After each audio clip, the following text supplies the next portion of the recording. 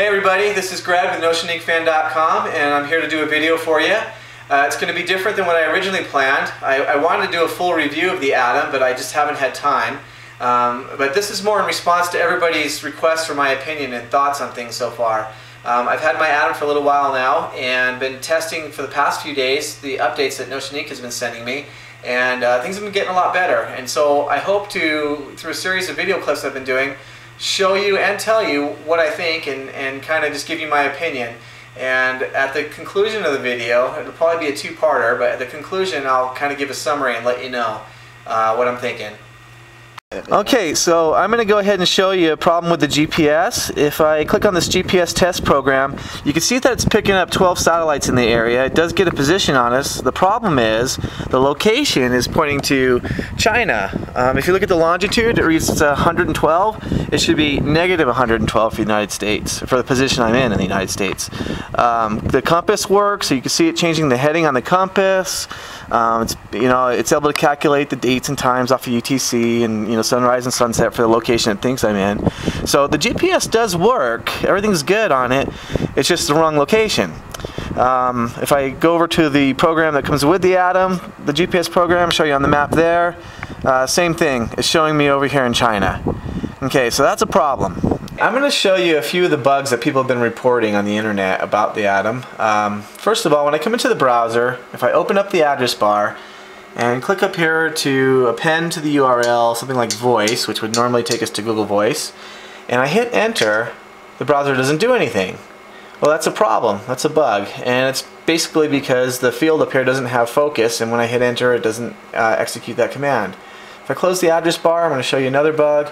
I'll type into the search bar, I'll just type YouTube.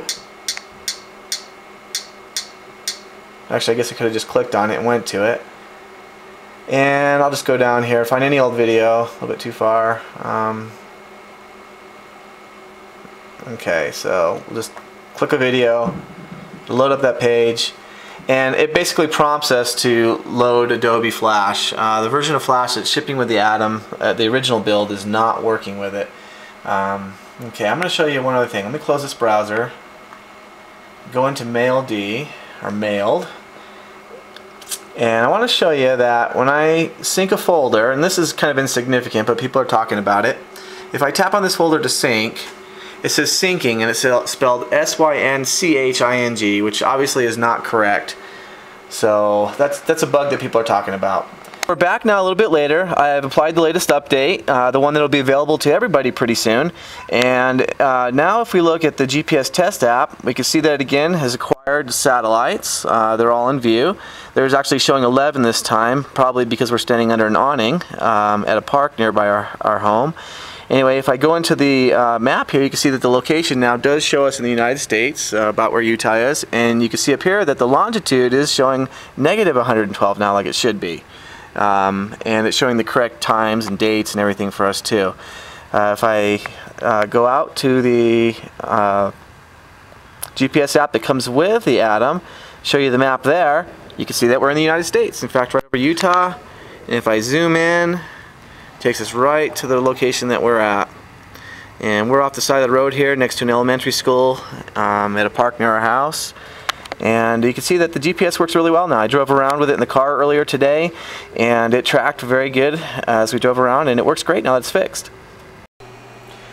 Okay, so I'm back now with my Atom. It's got the latest update on it, and I've also changed the background so that I can see the fonts on the icons a little bit better because they're white. I like a darker background. I'm going to go back into the browser and open the address bar again so that you can see that now when I type in voice and press enter, it executes the command properly and takes me to the Google Voice page. If I go back and I actually search for YouTube and I press enter, it also executes the search properly, so it knows how to keep focus on the field when you hit the enter key. Let's go to the YouTube page. And let's see, what do we got here? Let's just go ahead and play a video. And what I'm going to show you now is that the Flash has been updated and works properly. I downloaded a version of Flash that is compatible with this, and everything works fine now.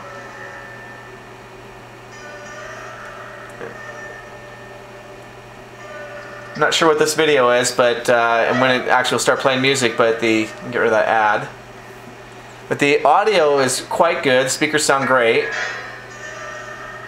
Yeah, it's a little strange video. Disturbia. Okay, I've heard this before. Here we go.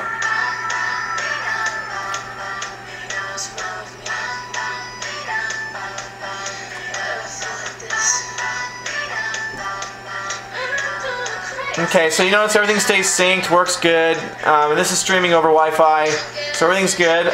I'm going to get out of here for a second. Shut down the browser and go into Mailed.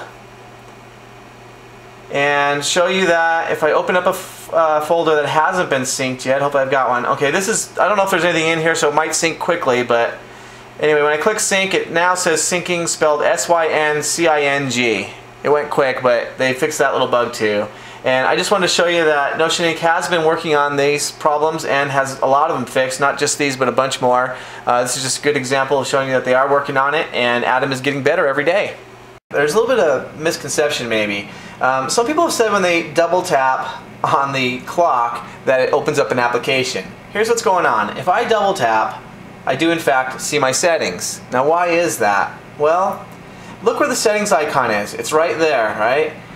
Android doesn't do double taps. I had to learn this too. I'm new to Android, but if I press once down here, it brings my panels back. If I press once there, it brings it back into the default Android menu. So if I happen to press twice right over that icon, it's not really that this has got a problem. It's a double tap. The first tap's bringing it down, the second tap's opening the application. I could do the same thing, so if I tap right about there, I'll get messaging. See, messaging opened up.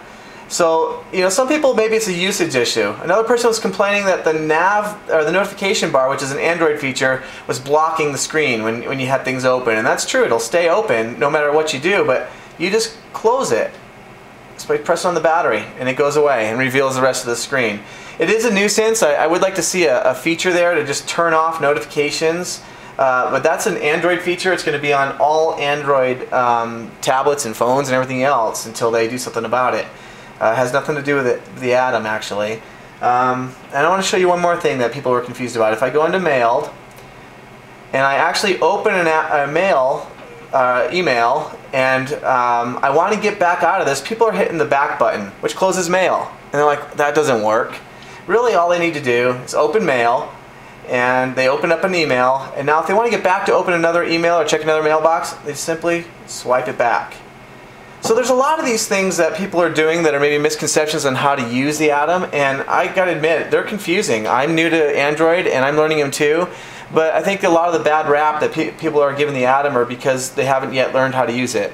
You know, that's maybe not their fault. That it's not. I don't feel like it's my fault. I have to learn, and I think that, you know, Notion Inc. could probably do a better job providing some documentation and overviews of how to use this, and that's something that Andy at Notion Inc. Hacks and Avo at Notion Addicts and myself at Notion Inc. Fan are working on. We want to put together sites that will provide information to you guys, everybody out there, and we'll all learn together how to use this and how to make the best out of it.